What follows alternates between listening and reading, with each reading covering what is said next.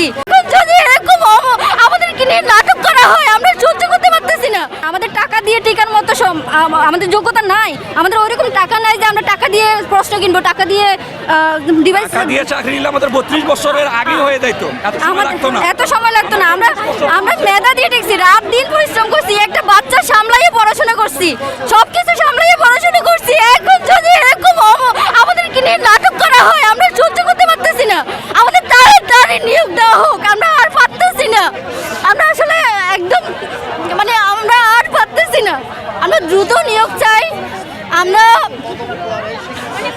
আমাদের সন্তানদেরকে সবসময় আশা দিয়ে আসছি আমার একটা চাকরি হোক, তোকে সব কিনে দিব, আমার একটা চাকরি হোক, কিন্তু আমাদের